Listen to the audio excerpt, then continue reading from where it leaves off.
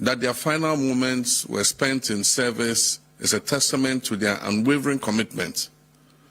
We have lost some of our nation's brightest minds, and this is a moment of shared heartbreak, a time to reflect on the preciousness of life, the sacrifices of public service, and our gratitude for those who dedicate themselves to the well-being of our fellow citizens.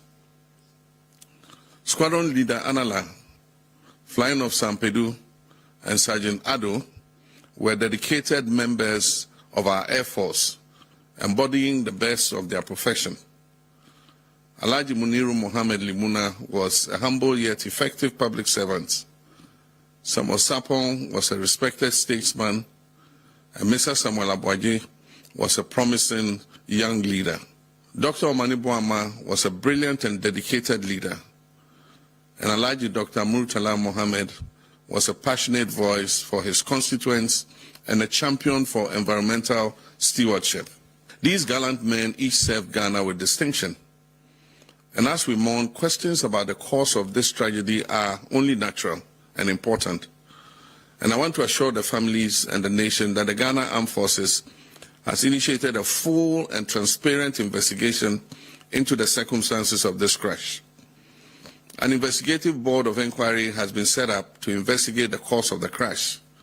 The flight data and cockpit voice recorders have both been retrieved.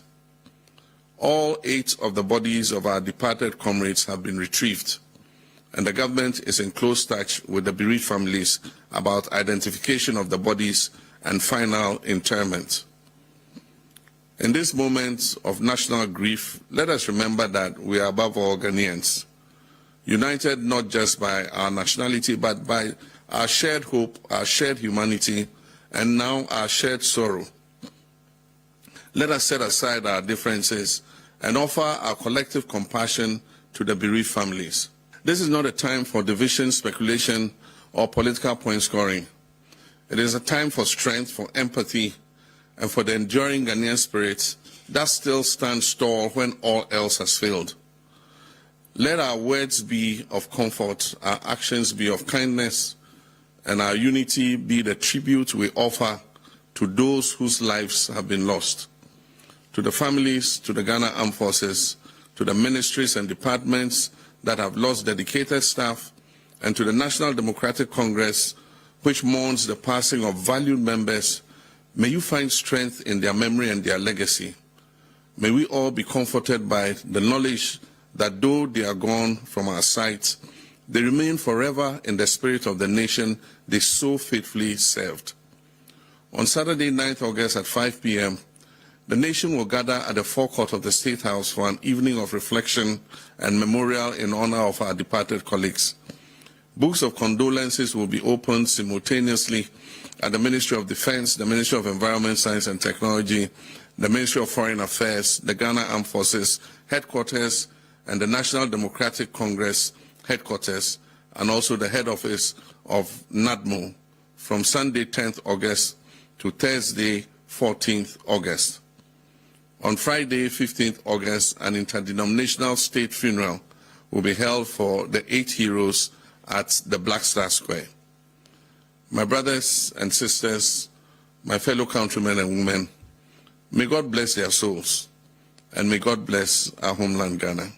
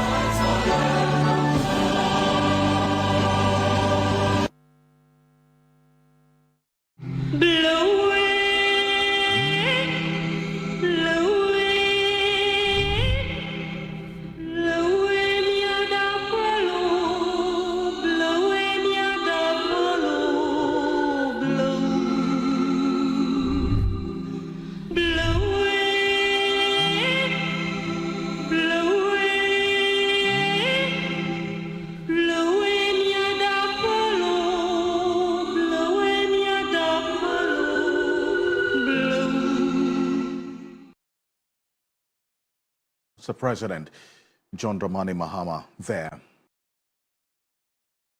addressing the nation, speaking about this tragic event publicly for the first time. The loss of these 8 gallant heroes, patriots, Ghanaians who died in the line of duty. The President stated clearly that the flight data and the cockpit voice have all been retrieved, as the black box has been retrieved, as was earlier announced by the Ashanti Regional Minister. He put this out, the President. He is the Commander-in-Chief of the Ghana Armed Forces. He has also confirmed the news that we put out earlier, that the flight data and the cockpit voice have all been retrieved, and that's an integral part of the investigation into what led to this particular crash. Also, he has indicated that we are above all Ghanaians, and that is what matters at this time. And this is not a time for division, speculation, or political point scoring. He has also indicated that unity will be the most important tribute that we offer to those who have lost families and loved ones, as we have seen. He also indicates that he would rather we all be comforted that these persons we have lost today, statesmen, family members, brothers, fathers, siblings, did serve the nation with their all and died in the line of duty. The President has also given details of a number of events that have also been put in place to honor the memory of these persons that we have lost. There'll be an event at the forecourt of the State House for an evening of reflection on Saturday. It starts at 5 p.m. And also there'll be an interdenominational church service. The Book of Condolences will be opened at the Ministry of Defense, also the Ministry of Environment, Science and Technology, and also at the Ghana Armed Forces. So, we would play back what the President said shortly, just for the benefit of the uninitiated, and we will get into a conversation here on Ghana Tonight. This is a special coverage of the President's speech you just saw, and then also a special edition of Ghana Tonight for today. It will go up until 11 p.m., so stay with us. The President has indicated that at 5 p.m., the nation will gather on Saturday at the forecourt of the State House to honor the memory of these fallen heroes with a memorial service, and then also the investigation of the Board of Inquiry that has been set up to investigate the cause of the crash after the flight data and the cockpit voice have all been retrieved. Talk with Dr. Nyaho Tamaklo is going to be joining us in a bit, a former serving officer of the Ghana Armed Forces. We'll also hear from a few people who will be joining us.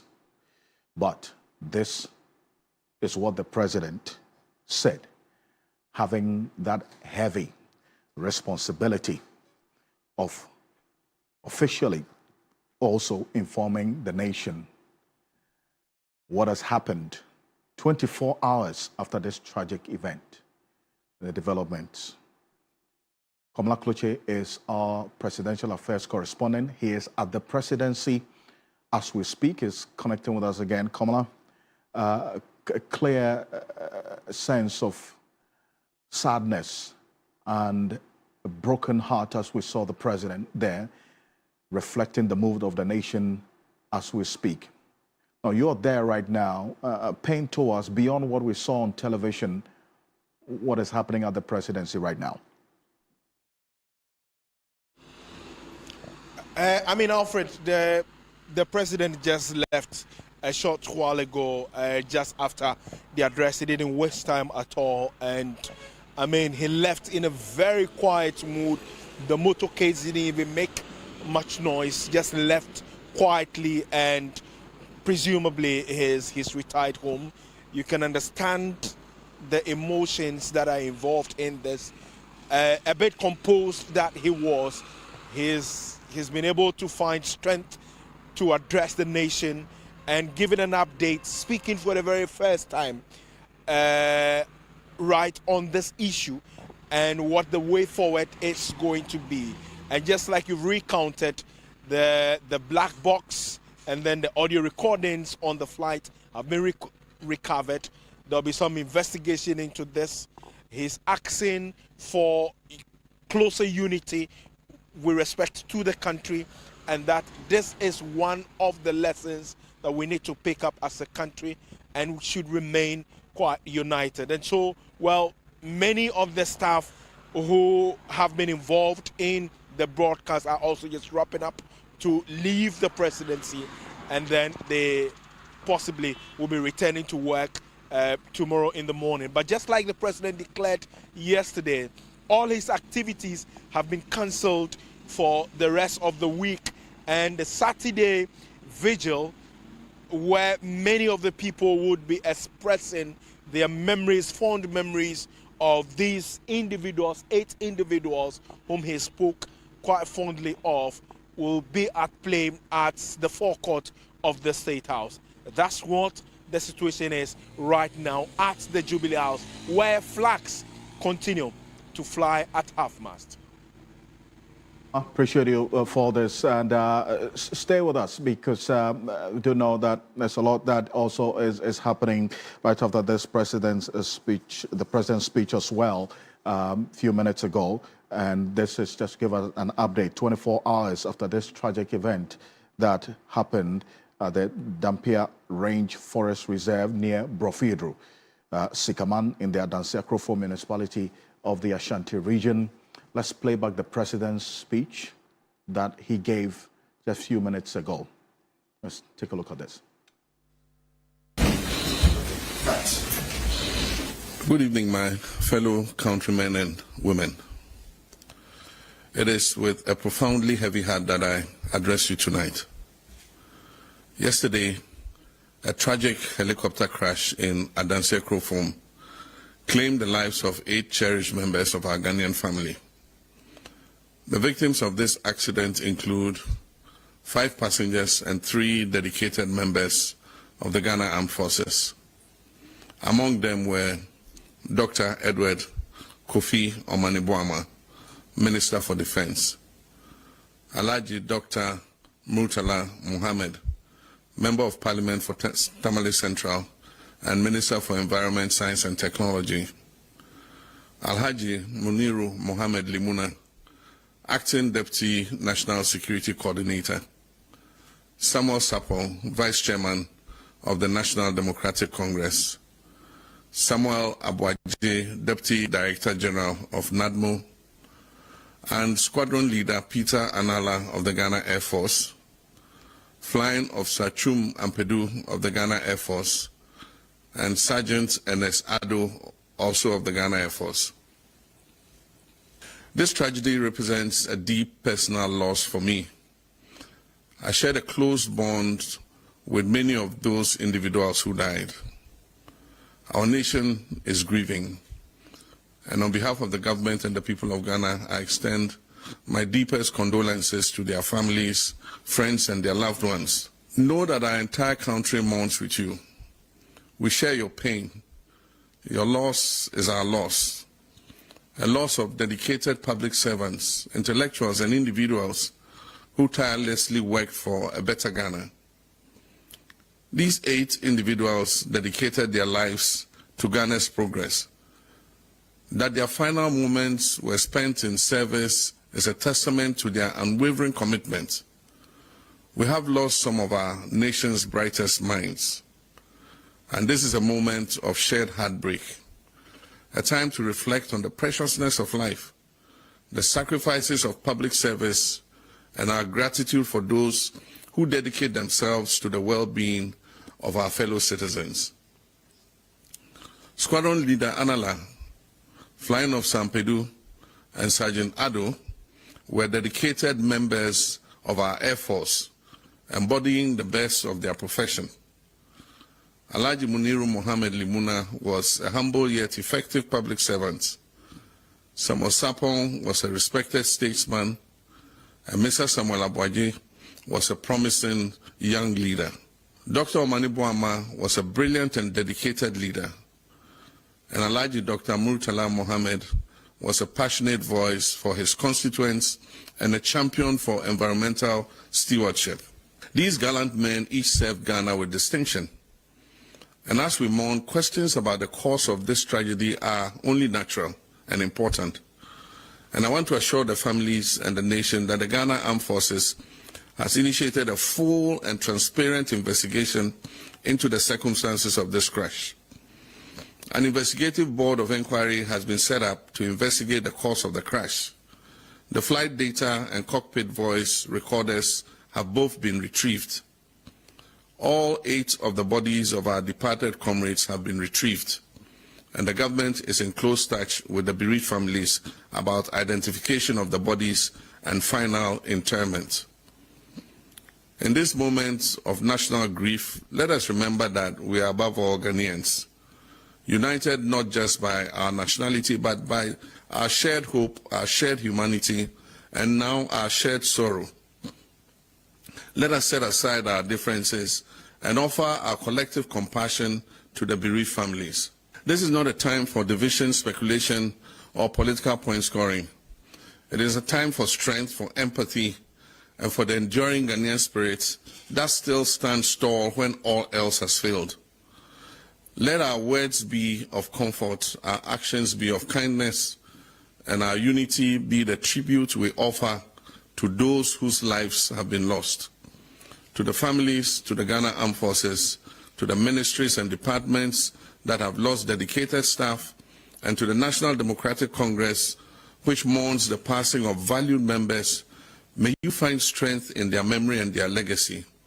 May we all be comforted by the knowledge that though they are gone from our sight, they remain forever in the spirit of the nation they so faithfully served. On Saturday, 9th August at 5 p.m., the nation will gather at the forecourt of the State House for an evening of reflection and memorial in honor of our departed colleagues. Books of condolences will be opened simultaneously at the Ministry of Defense, the Ministry of Environment, Science and Technology, the Ministry of Foreign Affairs, the Ghana Armed Forces headquarters, and the National Democratic Congress headquarters, and also the head office of NADMO from Sunday, 10th August to Thursday, 14th August. On Friday, 15th August, an interdenominational state funeral will be held for the 8 heroes at the Black Star Square. My brothers and sisters, my fellow countrymen and women, may God bless their souls, and may God bless our homeland, Ghana. That's the President, John Dramani Mahama, there also giving details of what the update is, what has been found out after 24 hours after this tragic event, and the lineup of activities also in memory and to honor the memory of these fallen heroes. Now, as we recalled earlier, there's been a number of things happening today. Some persons who visited the residencies of these fallen heroes also sharing their fond memories with us and what they would expect going forward. You heard the president say that the talk about the cause of this crash is a necessary outcome. And as a result, full and transparent investigations have already been launched into the cause of this crash. That's very important as well. And an important denominator also to add to what the president indicated is that beyond this, there has been the identification and retrieval of the flight data, and the cockpit voice have also been retrieved. That is to aid with the full and transparent investigation into the cause of this crash. Earlier today, a number of persons who also thronged the Jubilee House to also pay their last respect during this wreath-laying ceremony. We had Ras Mubarak, and then also the former Adenta MP, Winedu Asari, and the Deputy CEO for the Ghana Tourism Authority as well, all sharing their thoughts with us and their fond memories of the man and statesmen, the gallant Ghanaians, the heroes that we lost as a result of this tragic event yesterday. This is what the former Member of Parliament for the Kumbungu constituency, Ras Mubarak, who spoke to my colleague, shared with us. Take a look. The families of departed comrades, the Honorable Manebuama, Honorable Alaji Limuna Muniru, Honorable Mutala Ibrahim, Dr. Sapong, and the military officers, who were involved in this tragic incident. Words are inadequate to express how sad we feel about the sudden loss of our compatriots, and certainly tears cannot wipe away the good memories that we shared. Tears cannot wipe away the times that we spent together. Tears cannot wipe away, the memory of their service to this great country called Ghana. It is our fervent hope and prayer that the good Lord will keep their souls and that they rest in perfect peace. But we must endeavor not to make their sudden departure be in vain. How did this happen? Where were they heading to? They were, heading to a program that is in relation to the fight against Galamsey. Yeah. Now, if the murder of Major Mahama didn't get us to stop Galamsey in our country, the tragic loss of these 8 gallant, patriotic men should help us bring a finality, to the destruction of our water bodies, of our forest reserves. And we must desist from treating the menace of Galamsey with kids' gloves, as we have often done, and ruthlessly deal with it and nip it in the bud. It's a national security issue now, and I'm hoping that the sacrifices they've paid with their lives, a sudden loss, their families, immediate families, all of us are grieving. But the most exciting tribute to their memory would be that come next year, when we are marking the anniversary of their passing, we wouldn't have issues of Galamsey in our country. That is what I would want to hear. That would be a befitting tribute, to the memory of Honorable Mutala, Omanebuama, Limuna, Dr. Sapong, and the rest of them who tragically perished yesterday. The former finance minister, immediate past finance minister, Dr. Mohamed Amin Nanta as well, who was at the residence of the late Dr. Rahim Mutala Mohammed, also shared a few things with us. But before that, let's go on to the telephone. Toby Dr. Nyaho Tamaklo is joining us, statesman, also served in the Ghana Armed Forces as well.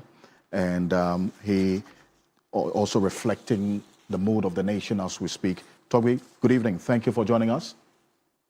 Yeah, good evening. It's good to have you. On a night like this, after hearing the president speak about this tragic event that's led to the loss of these 8 gallant Ghanaians and the updates as we've had it. And you, having served in the Ghana Armed Forces, this hits closer, is it not?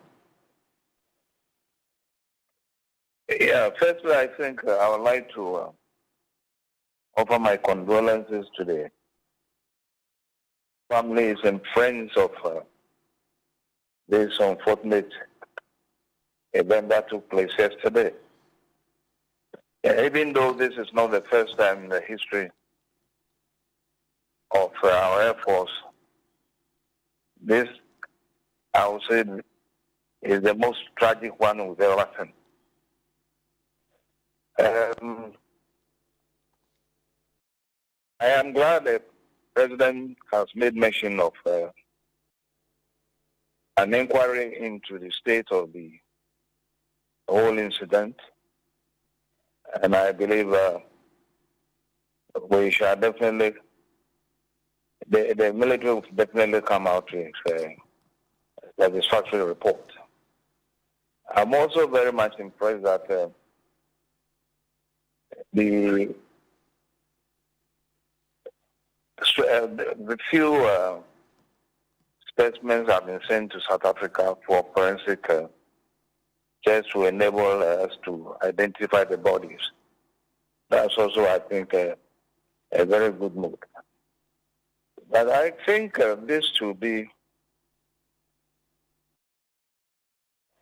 a call for this country to get together. This should be a call for this country to know that we are one people.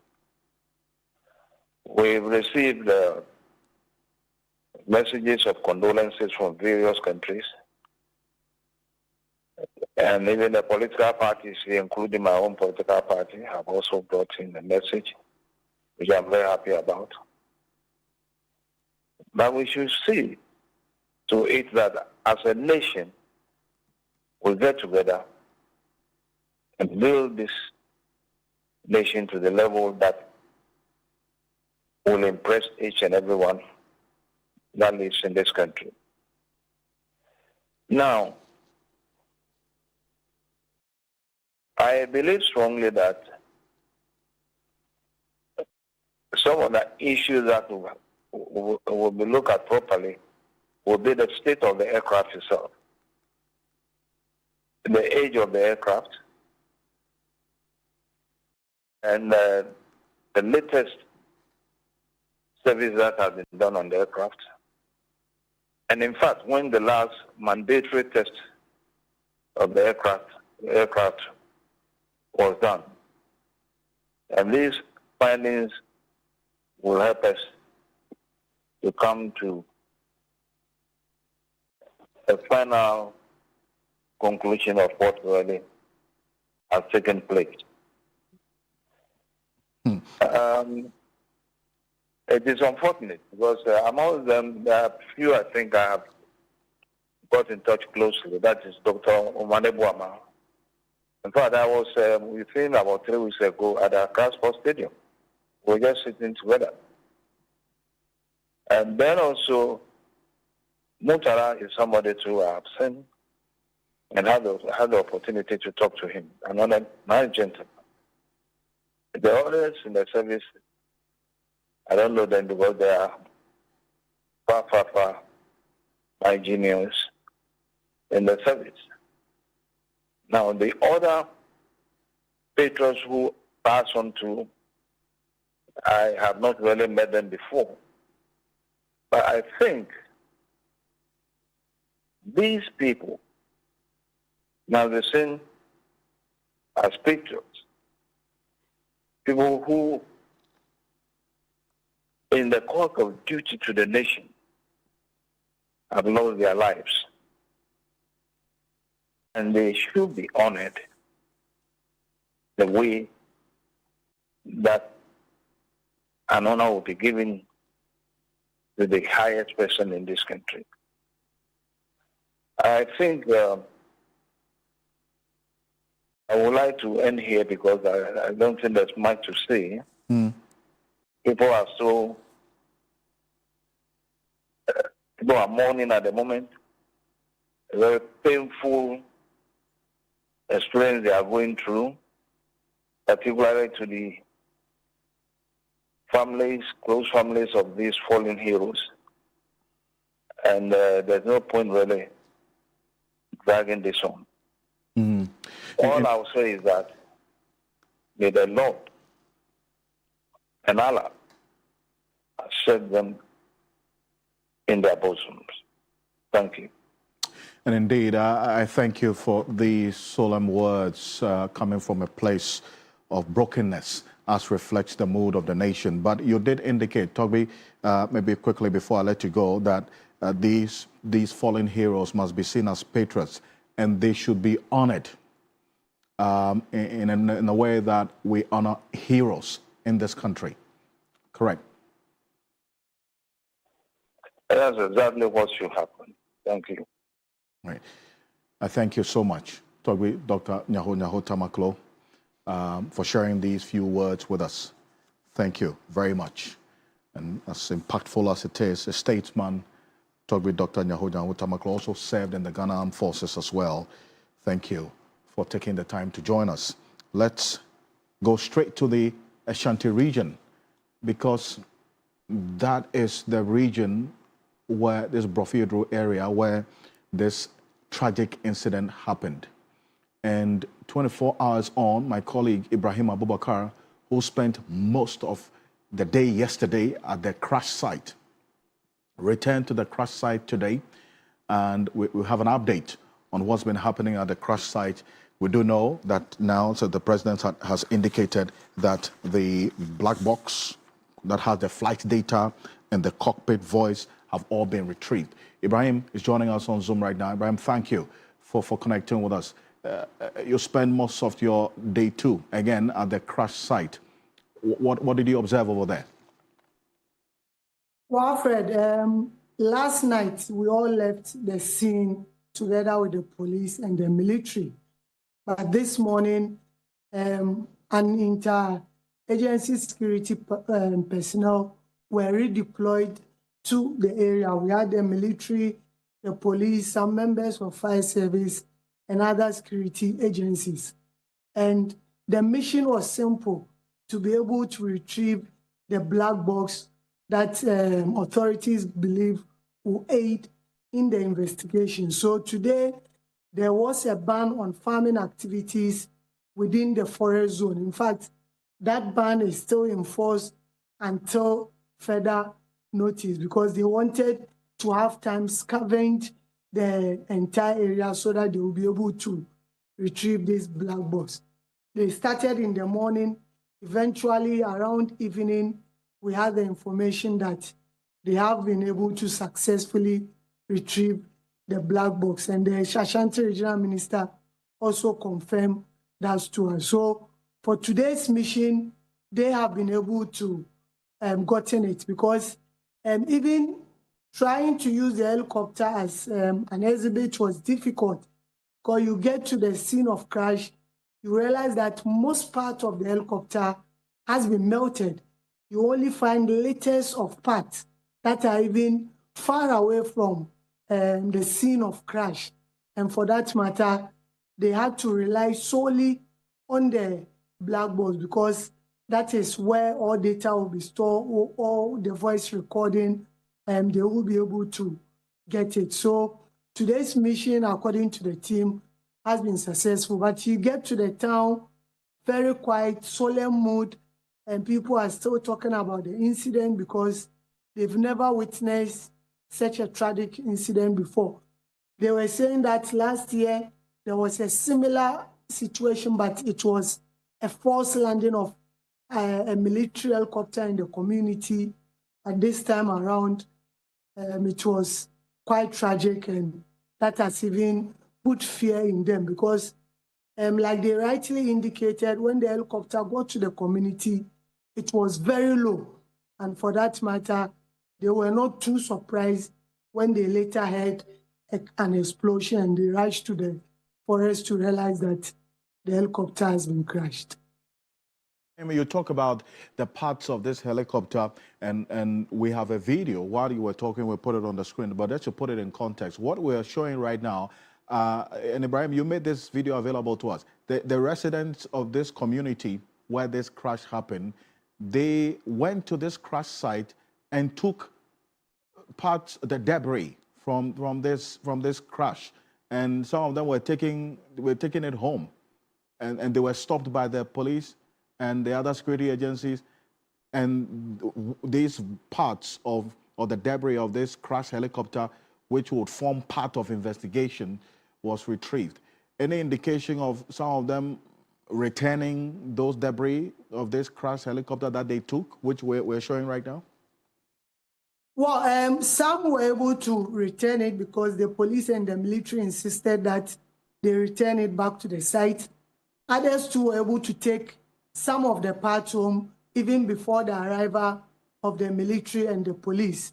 Mind you, like I said, because of the explosion, even 45 minutes walk away from the crash site, you find some of these parts scattered across. So for some of the residents, some did not necessarily move to the crash site because it was quite a distance from the community. You are walking for more than 1 hour, 30 minutes and in a thick forest, and you are climbing a mountain.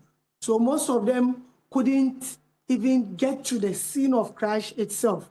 But then some found some of these parts of the helicopter far away from the site, but they still wanted to take it home. In fact, I was even telling some of them that these are exhibits that can help in the investigation, but they didn't mind me.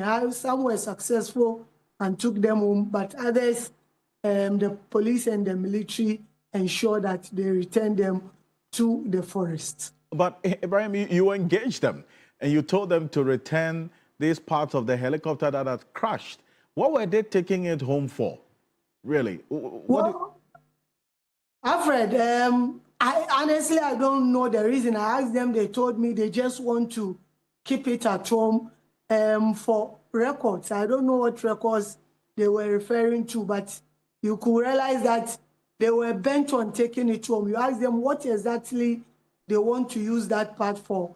They cannot give you any concrete explanation to that effect.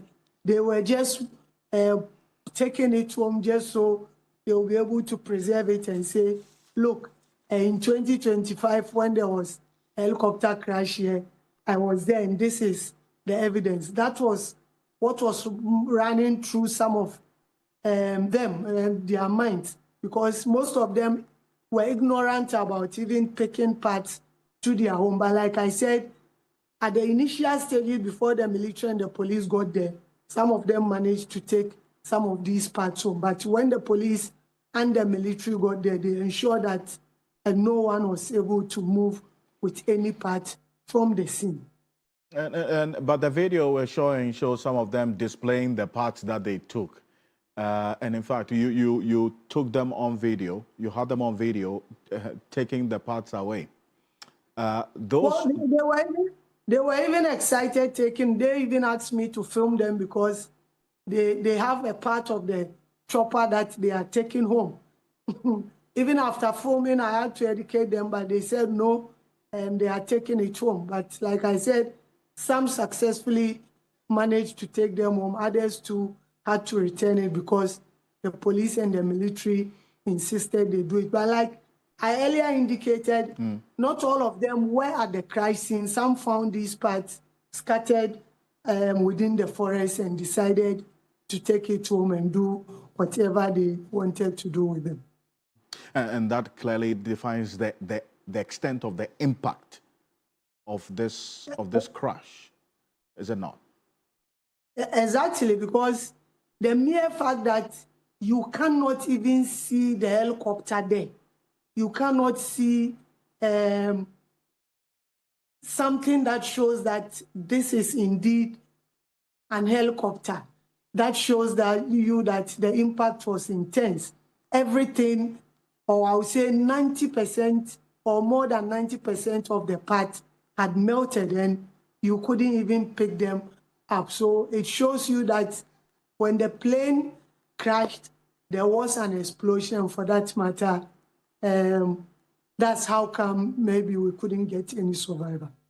But let's hear the residents, because when you spoke to them, and we'll have a screen analyst also join us, because this is the troubling aspect of this whole development in terms of the post-crash issues and also the investigation. Because if the parts of this crashed helicopter, the debris at the crash scene, you indicated because of the impact of the crash, the spread was as far as away as 45 minutes walk from the crash site itself, and the residents, out of ignorance, have taken parts of this crashed helicopter, which is going to serve as exhibit for investigation to their homes. We can only appeal to them to surrender it to the security agencies at this point.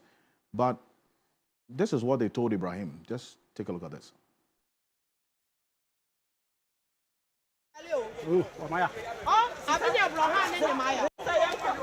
I'm so much sick. Who be when again?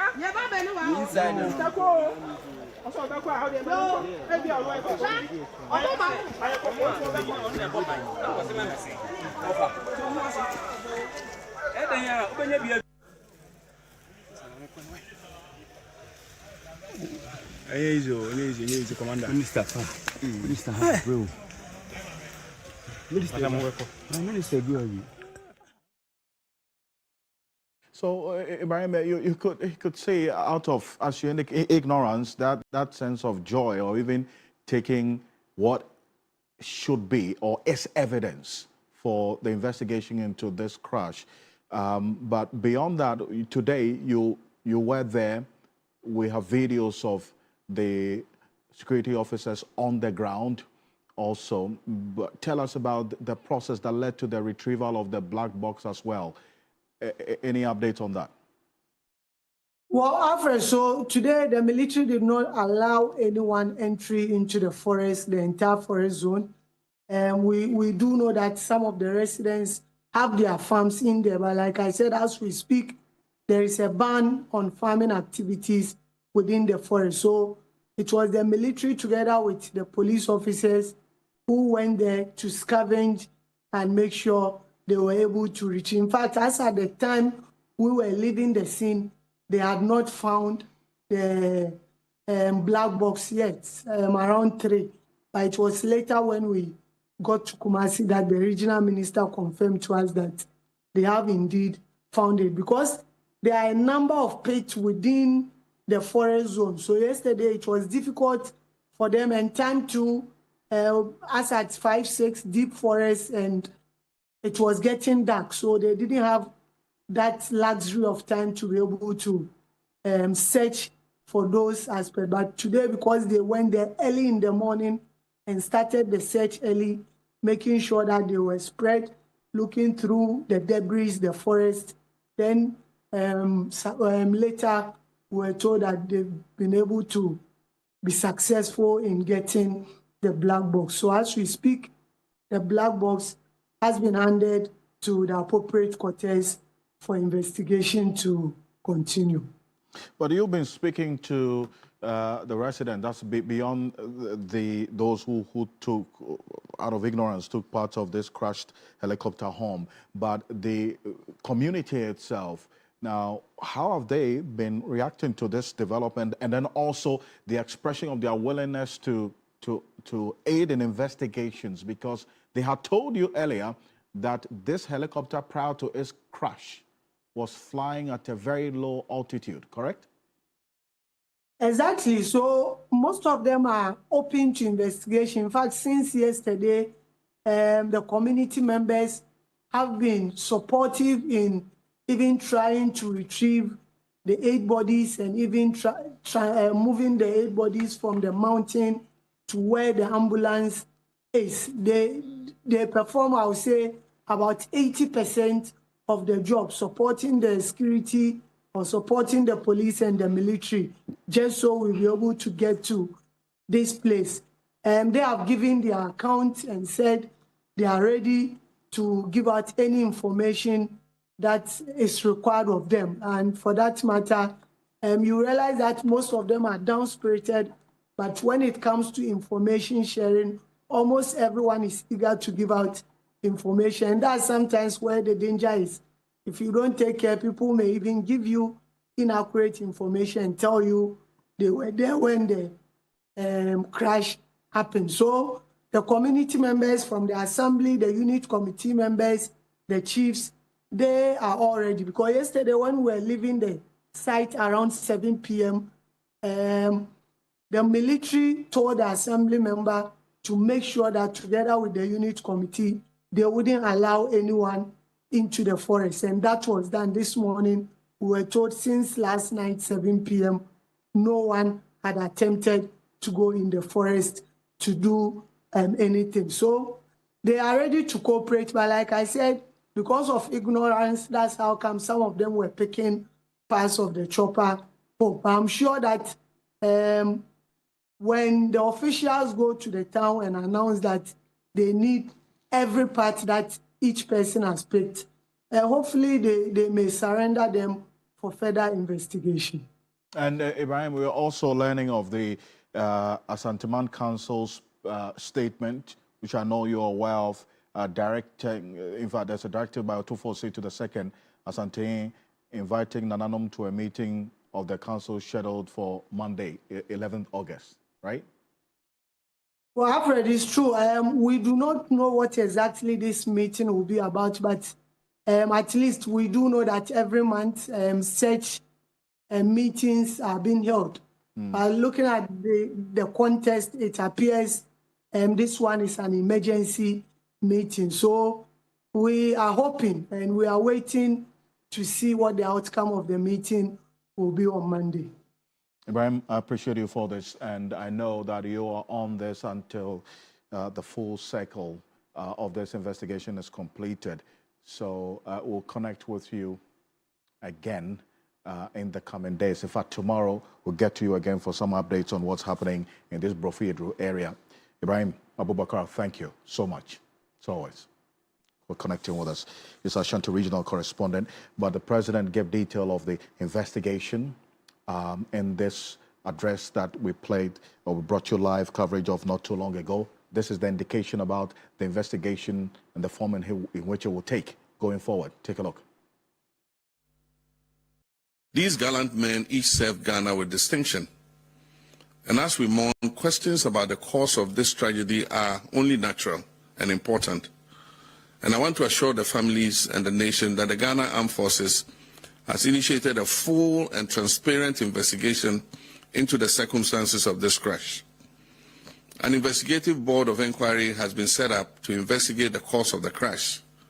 The flight data and cockpit voice recorders have both been retrieved.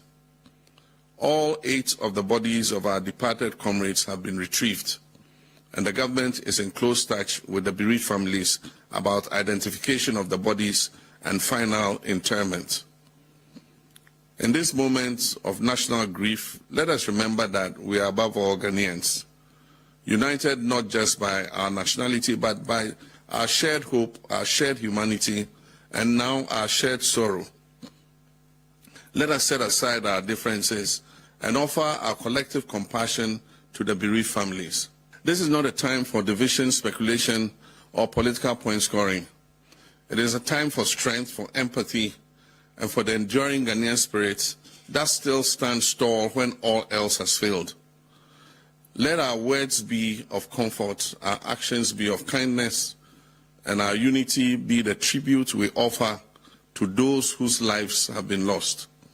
To the families, to the Ghana Armed Forces, to the ministries and departments that have lost dedicated staff, and to the National Democratic Congress, which mourns the passing of valued members, may you find strength in their memory and their legacy. May we all be comforted by the knowledge that though they are gone from our sight, they remain forever in the spirit of the nation they so faithfully served.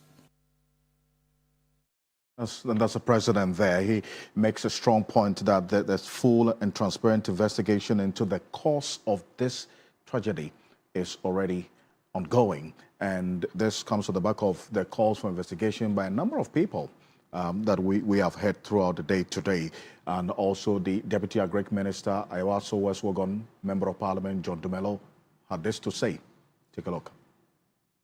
Everybody knows yesterday was Black Wednesday. The 8 men died in the line of duty.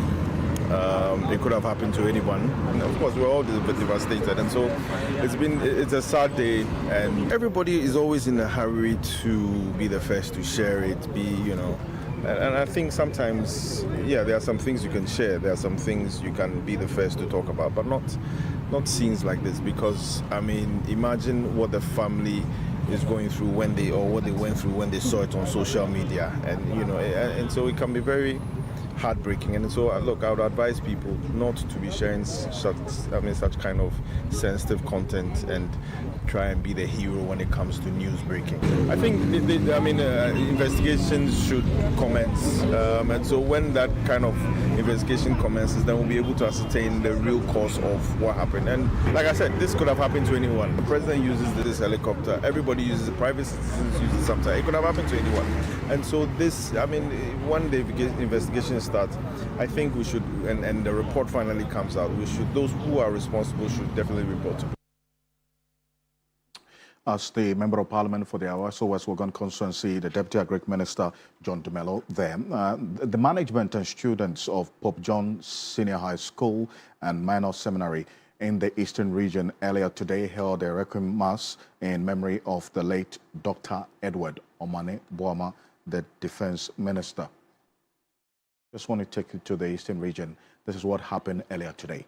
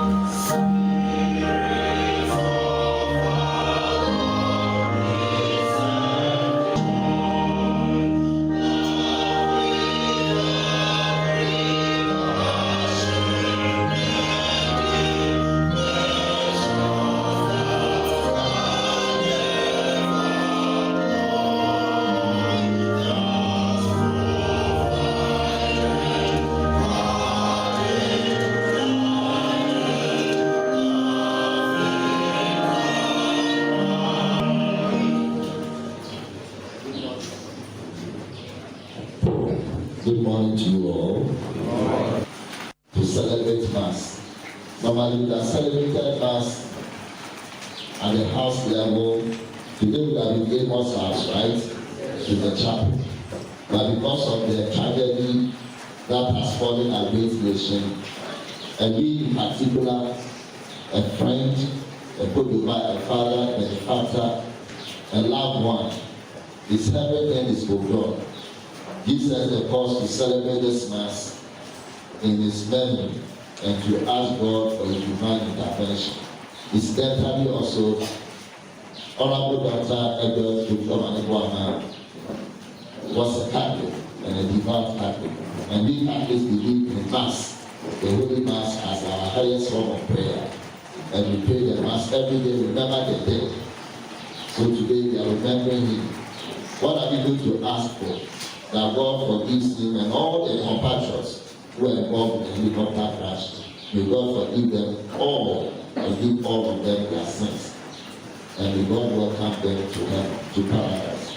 So this Mass we are offering for Dr. Edward Omane Boamah, Minister for Defense.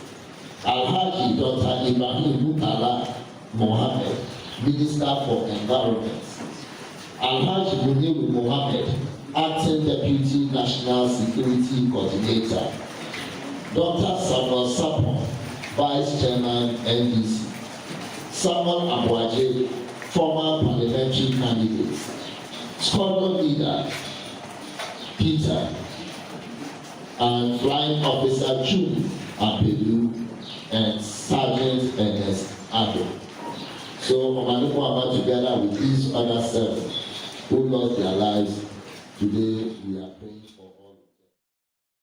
So that was the management and students of Pope John Senior High School and the Minor Seminary there in the Eastern Region held that requiem mass in memory of the late Dr. Edward Omane Boamah and the other gallant Ghanaians that we lost in this tragedy. That was the headmaster of Pope John Senior High School, Reverend Father Benjamin Opoku-Ohene there. Yvonne Nikwe is our Eastern Regional correspondent. She sat through this mass in memory of these fallen heroes. And Yvonne, we understand that just last month, the late Dr. Omani Boamah was at the anniversary of Pope John's, correct?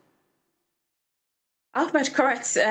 Just last month, 14th, he was the special guest of honor for the Pope John Senior High School, his alma mater, where he shared some good times and memory of even how he was even offered admission to the school, courtesy by his mother's will and prayer. And so today at the school, it was a very sober moment, lots of reflections, eulogies from students, some old students, and then management of the school as well.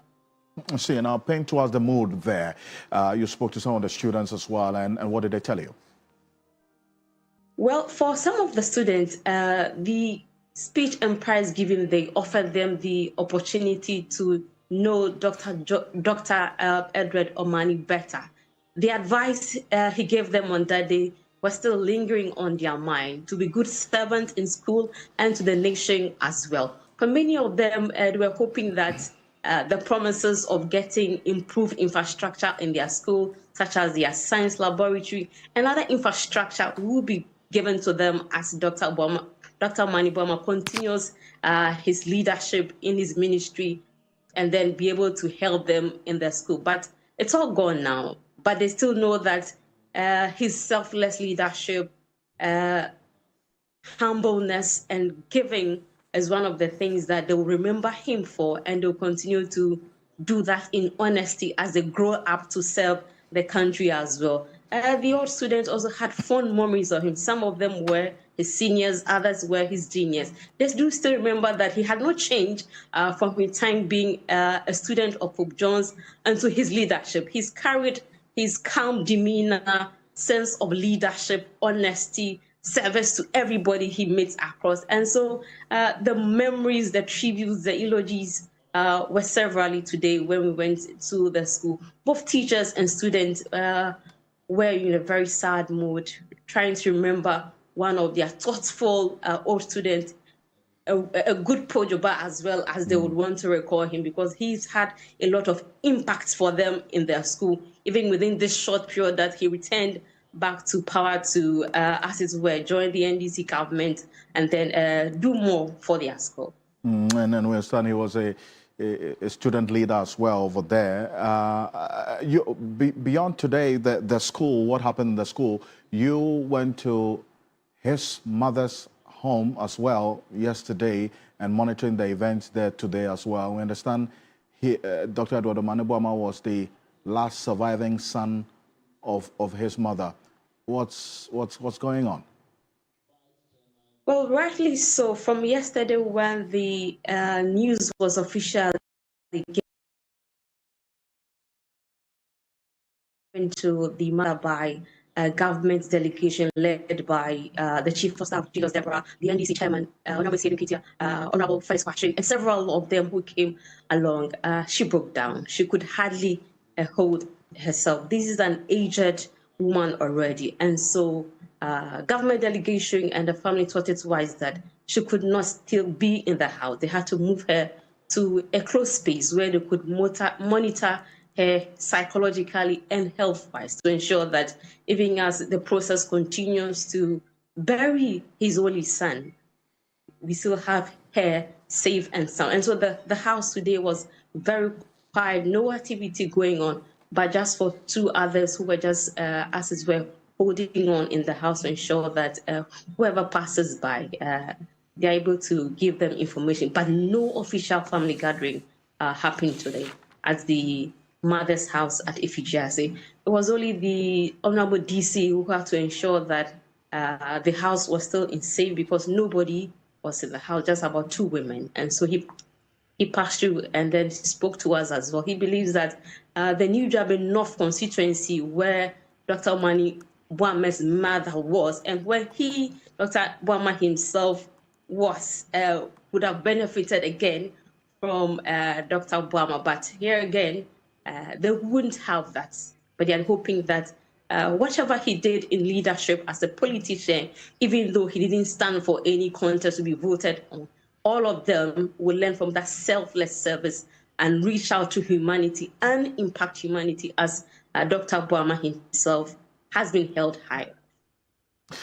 Yvonne Nikwe, I do appreciate you for this, and I thank you for this update. I know that you're keeping tabs on how things are playing out, especially with the family, her mother, that's his mother, beg your pardon, and then also the extended family, how they are reacting to this heavy loss to them, most importantly, and to the nation at large. What we are showing you now, the scenes from the family house yesterday, the family house of the late Dr. Edward Omane Boamah, Defense Minister, and that was a time when the government officials arrived there to officially communicate his passing to his mother, whom we're getting updates right now from Yvonne Nikwe that she has been relocated from this venue, that's the family house, to another location for close monitoring. You see the Chief of Staff, Julius Deborah, the Sports Minister, Kofi Adams, and the Deputy Defense Minister, Ernest Boja Jemfi, all in there, and Phyllis Kwachofosu, the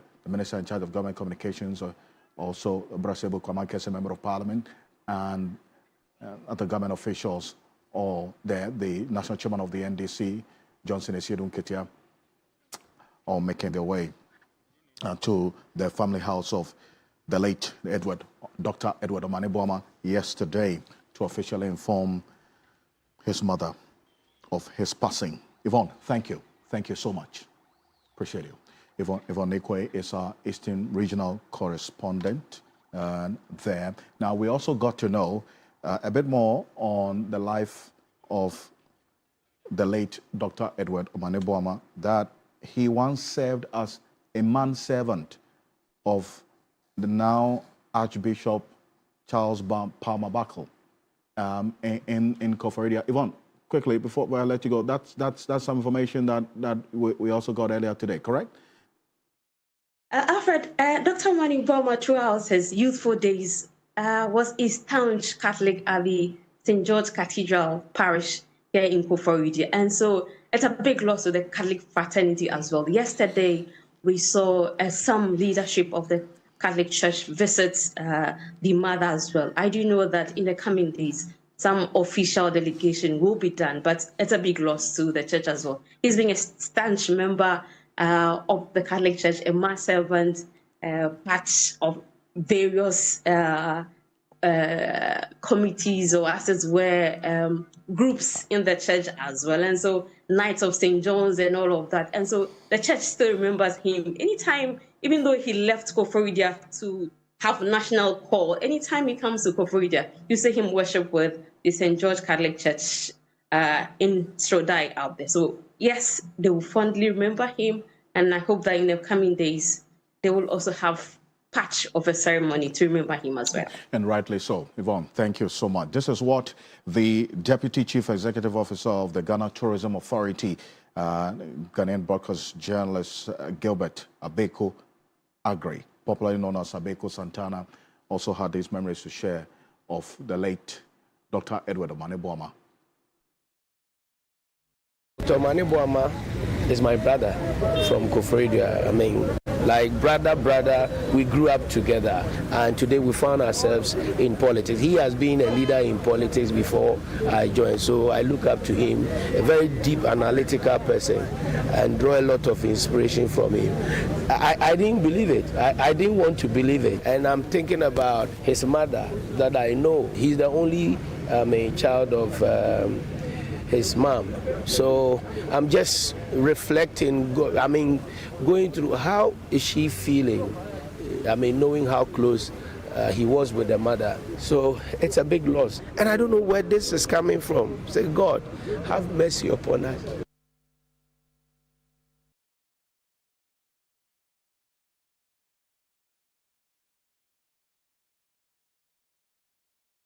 So that's Abeko Agri. That's Abeko Santana, the Deputy CEO of the Ghana Tourism Authority there, and also talking about his memories of the late Dr. Edward Omane Boamah, whom the Yvonne, our Eastern Regional Correspondent, did indeed confirm that he served in the 80s as a mass server of the Archbishop Charles Palmer Buckle and his commitment and dedication to the Catholic Church is one that has also been highlighted quite extensively, right from his youthful days serving as a mass server up until this moment of his passing. Now, this is what, just a quick recall of Dr. Mane Boamah, and we'll go to all the others as well. When he appeared before the Appointments Committee of Parliament during his vetting, just a brief of that, and then also some 2 weeks ago, he addressed the nation at the Government Accountability Series as well. Take a look at this. After several months, to say that page 1, page 2, okay, it's a document. That's okay. It's very unfair. Doc, that's okay. That's okay. Doc, please, the document in your hands. Which one? The one I just gave you. Okay. Doc, be patient with me, respectfully. I'm very patient. Yeah, with sure. You. So, and I thought, no, relax. Mr. Chair, if you permit me, I thought we had settled on this matter. No. That if his view is that this was a very bold investor who had no approvals from government, just went in and decided to loot part of GIS's land, then if we are to go by that, then I should not have linked MPP to it. But I said I don't believe that kind of situation is the case. And I promise here that I will investigate it as a citizen of Ghana to get to the bottom of it. So I felt we had settled this matter about GIS's land. His scenario, I conceded that if his scenario was the case, then I shouldn't have linked MPP to it. Chairman, with that explanation and clarity, I would not pursue your post-verbatim. Mr. Chair, recruitments and enlistments will follow the rules of engagement strictly. You have my assurance.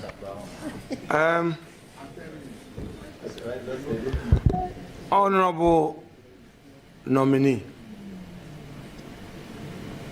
what is your party's or your government defense policy? To all the directors of the Ministry of Defense, senior officers and commanders at all levels of the Ghana Armed Forces, thank you for your tireless dedication behind the scenes.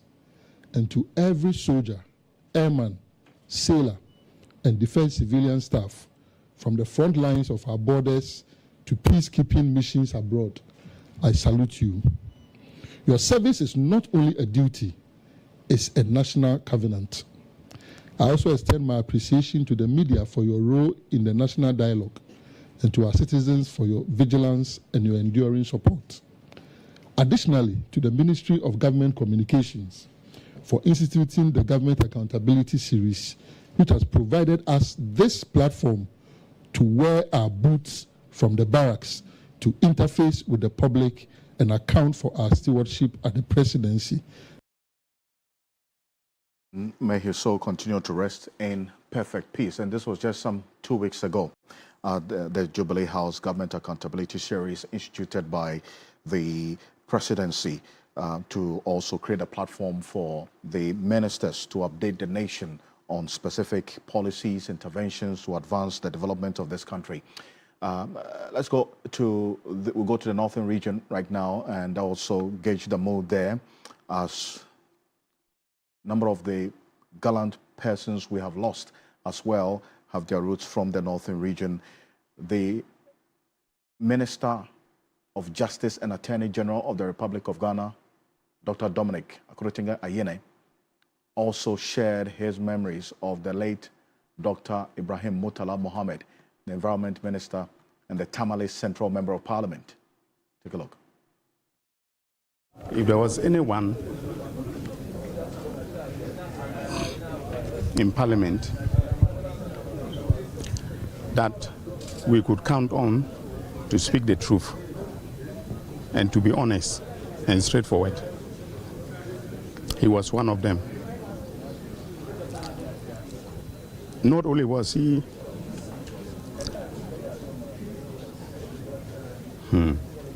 God, this is really very difficult.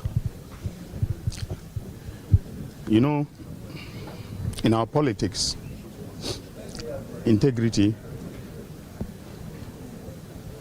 is a very rare commodity.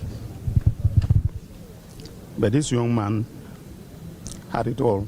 He loved this country. He loved the NDC as a political tradition. He spoke true to power.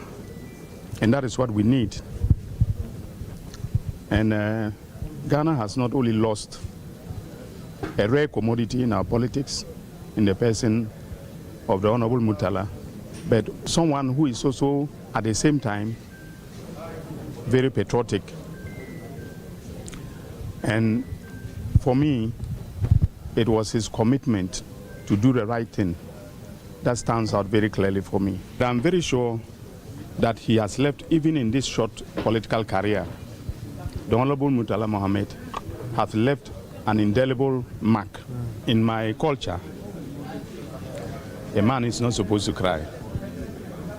But this is too much.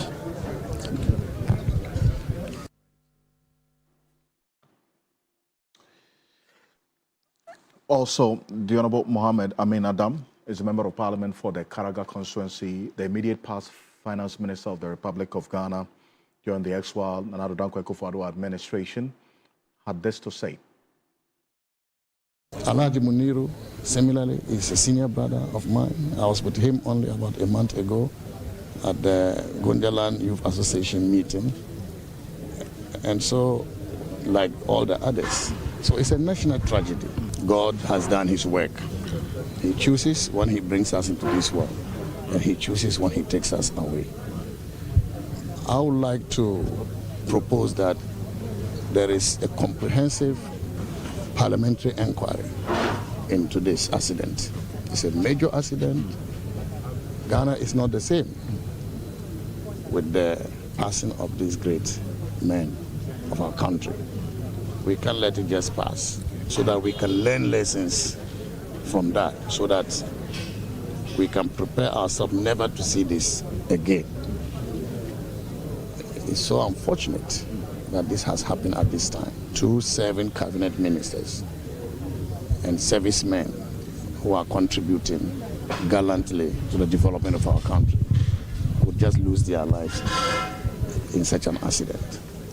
I mean, it's a very difficult situation for us. Thank you so much. Thank you. That's the Honorable Mohammed Amin Adam, the Member of Parliament for the Karaga constituency, the immediate past finance minister of the Republic of Ghana, also sharing his memories of the late Dr. Alhaj Murtala Mohammed there, the Environment, Science and Technology Minister.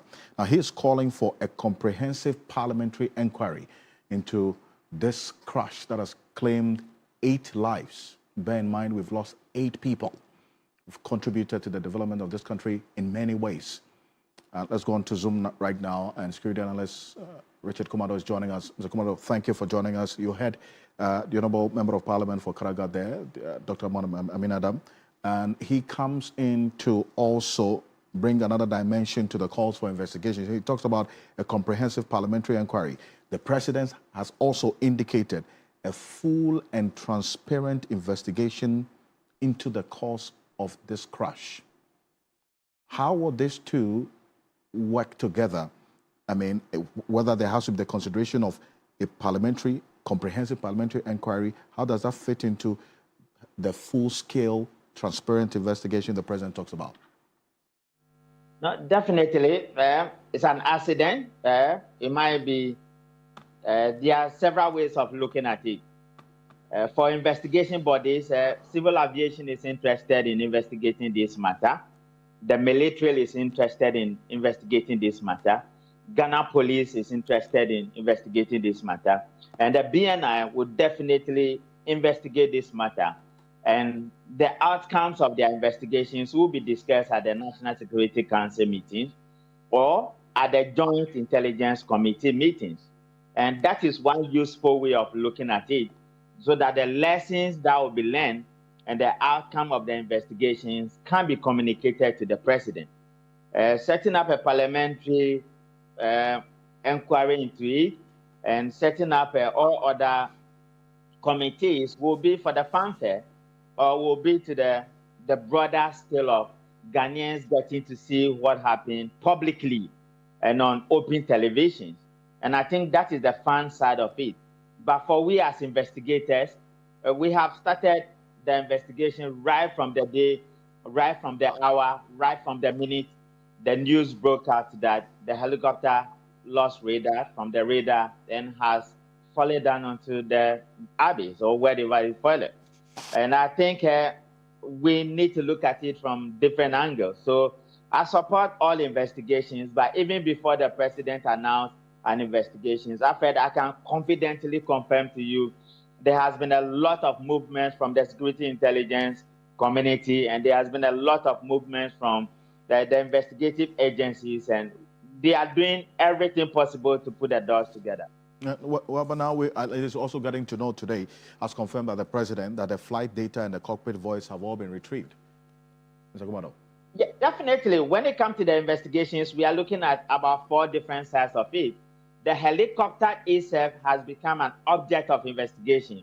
So the helicopter will be analyzed prior to when it took off and what happened to the helicopter. Then again, we are looking at procedure and to see whether the standard protocols were followed. So that is another dimension of the investigation. Then the investigators will also look at the persona of the personalities on board. We want to find out whether somebody carried something untoward onto the flight. We want to find out whether the flight was shot down by some long-range ammunition within the circles, considering the nature of the galamsey activities and the reality or the harsh realities of what we are talking about.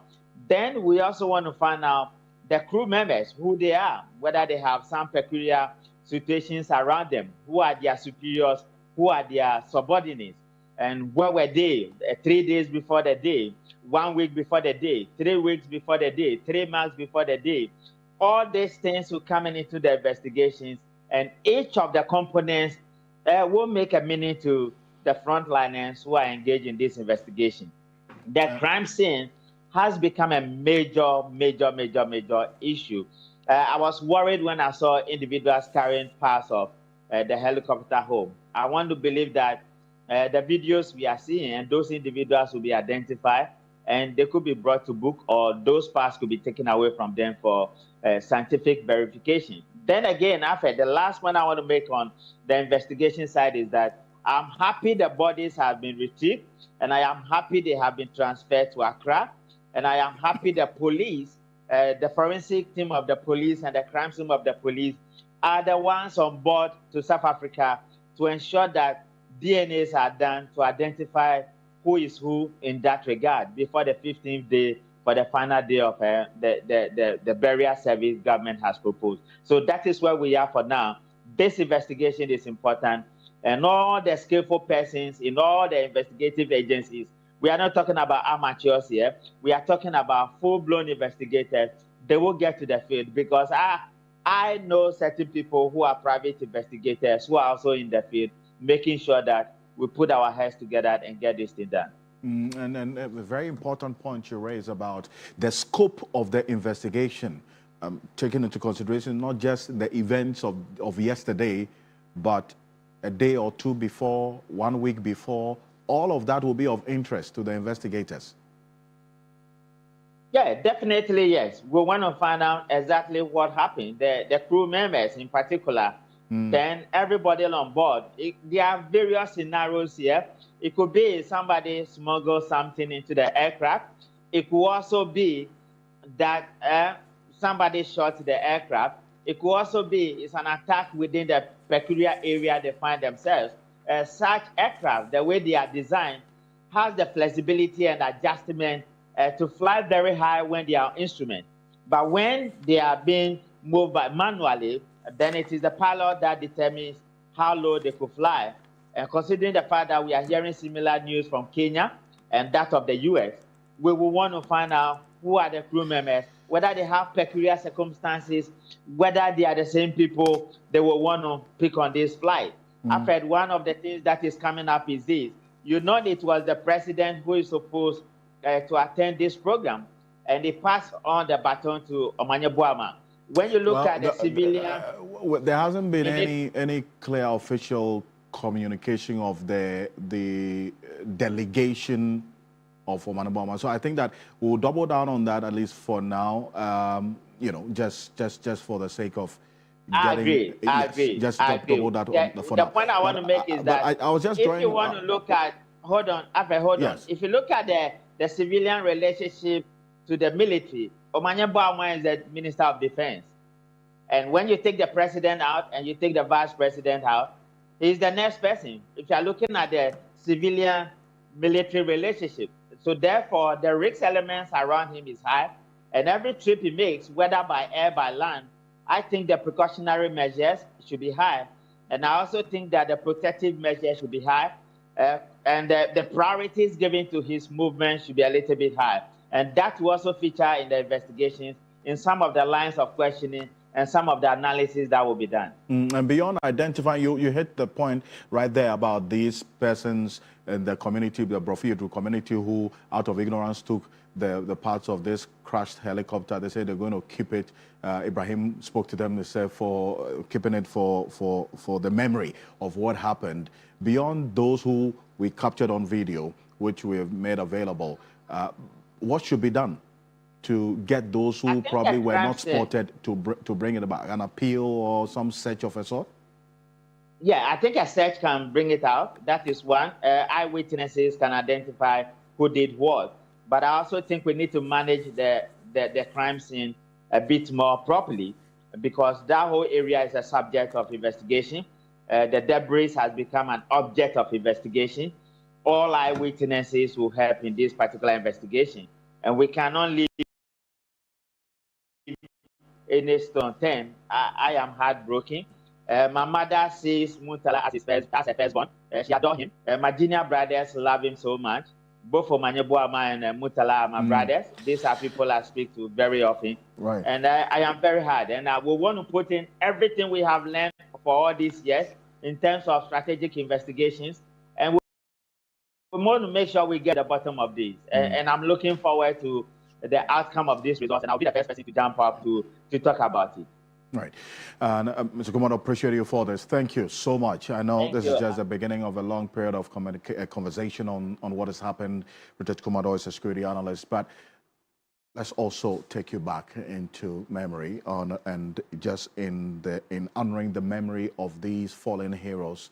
This was the day that the late Dr. Ibrahim Murtala Mohammed was sworn in by the President, John Dramani Mahama, as the Minister in charge of Environment, Science and Technology at the Presidency. Take a look. Mohammed, as Minister of Environment, Science and Technology, you will have the unenviable task of safeguarding Ghana's environment, which has been in great peril from the activities of Galamsey and other environmental terrorism. You also have the responsibility of promoting Ghanaian technology and making it competitive. Ghana's communication sector has seen incremental growth over the last few decades, and you, Honorable Samuel Nate Jata George. I'd like to invite the Honorable Ibrahim Murtala Mohammed to receive. We'll do the group one later. Thank you very much, Mr. President. Honorable, you may sign. Proceed to sign in the oath book. Right.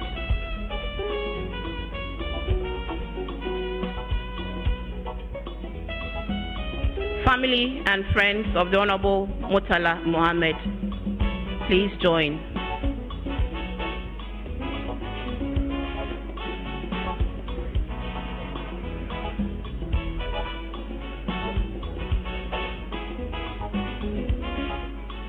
Mrs., please take your rightful position.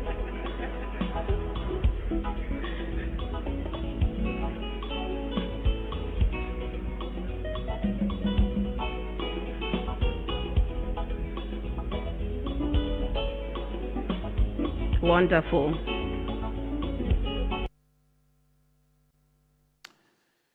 May their souls rest in perfect peace.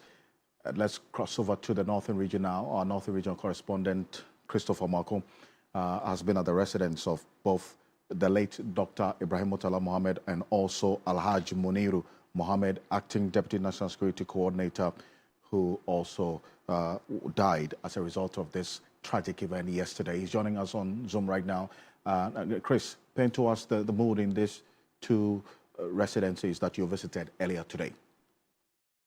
Yes, so Alfred, I must say that it's been a sad moment for family, friends, and sympathizers who were at the Tamale family house of the late Member of Parliament for Tamale Central, Murtala Mohammed. Since yesterday when the news broke, a lot of people have visited the family house to, as it were, share their words of sympathies with them. Earlier today, you remember that yesterday there was this earlier announcement that burial service for the late MP for Tamale Central would have taken place today, but there was another information that it will not take place. And so a lot of the people who went to the family house today were there thinking that the burial will be carried out. Unfortunately, that did not happen. But the consolation they have is that the late Member of Parliament died a Muslim.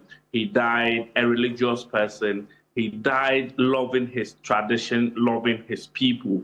And so the Holy Quran also has it that whatever that happens to mankind is the will of Allah. And for the burial, they believe that even the Holy Prophet Muhammad sallallahu alaihi wasallam, when he died, according to them, he died on a Monday, but was buried on a Wednesday. And so even delaying it once is for good purposes, it's not something that they would be worried about. And so a lot of the people were there to sympathize with the family and also encourage them to remain strong in this trying moment.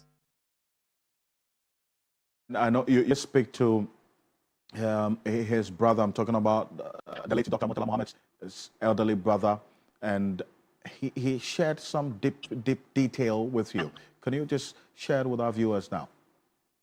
Yes, so since yesterday I've been engaging him. In fact, we were the first to get to his residence and engage him on live television, and he actually told us how heartbroken he was. He's been sharing some good testimonies about his late brother, and the fact that the late brother told him that he would have been in the constituency, that is to say Tamale, this coming Saturday to commission, to cut short for the construction of a health center. And after that, they will move to Takoradi on Monday to visit a brother who has not been well. And so he was waiting for him to arrive on Saturday. Then they will prepare a move to Accra, then to Takoradi on Monday to visit their brother, who, according to the elder brother, underwent surgery, and so they needed to pay him a visit. Unfortunately,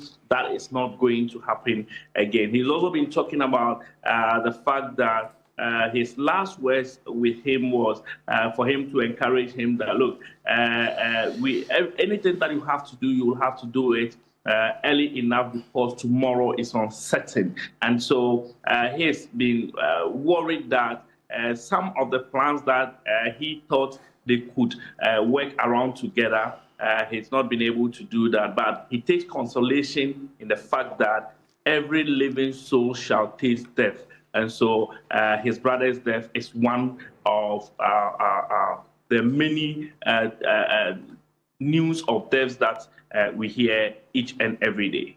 And maybe finally, you also gauge the mood in the communities of both Alhaji Muniru Mohammed and then also the late Dr. Ibrahim Murtala Mohammed. What have they been telling you, the people within the communities of these two fallen heroes? Yes, Alfred, you know very well that, let me say that since 2018, when the President John Dramani Mahama decided to go into farming, large-scale farming, of course. The late Alhaji Muniru, that is the acting Deputy National Security Coordinator, has been the one managing his farm. In fact, even when the president won elections, a lot of people felt that Alhaji Muniru has already gotten his appointment already in JM's farm. And so on the 25th of July, just last month, he was given his appointment letter as the acting National Security Coordinator. It's barely 2 weeks today, and so a lot of people in the Damango constituency and the entire Gunjaland and northern Ghana in general were looking up to him for some opportunities. Unfortunately, he did not live to realize that dream with these people. Let me also add, Alfred, unfortunately, yesterday when the news broke, there was a lady who happens to be a niece to the late Alhaji Muniru.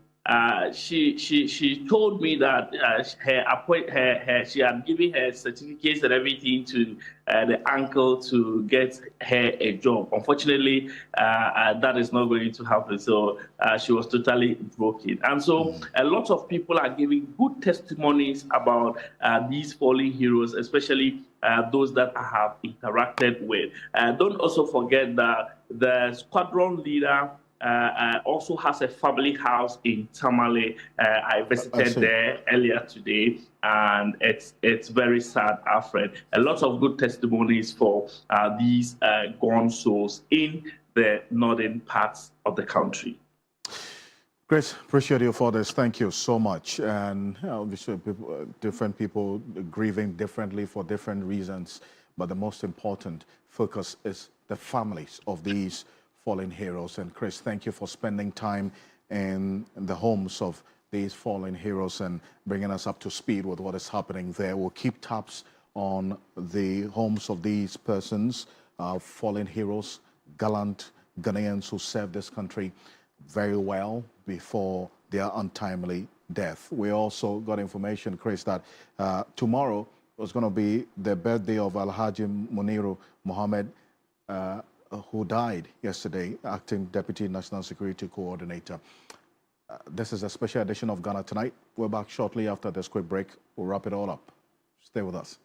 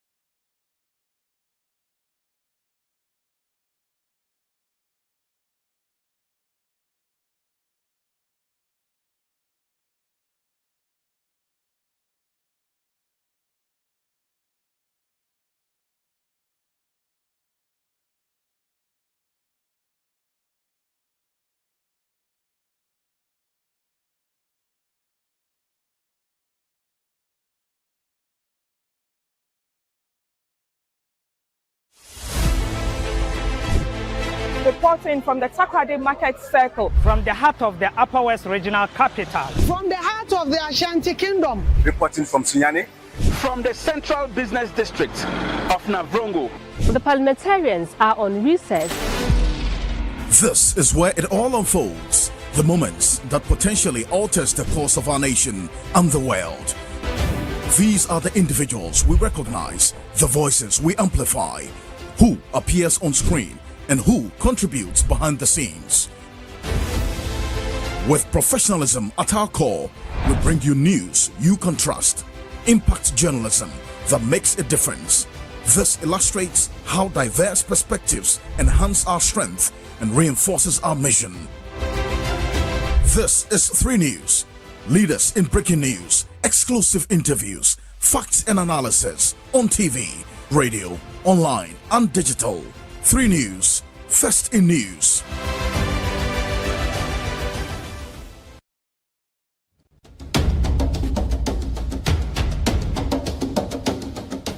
And shares their unique stories, from immigration issues to cultural shocks, and from racial challenges to unforgettable moments. We will explore it all. Tune in every fortnight to hear inspiring, thought-provoking, and sometimes humorous conversations about life as an African in Japan. Don't miss One Africa, One World on Jafric Radio, the voice of Africans in Japan.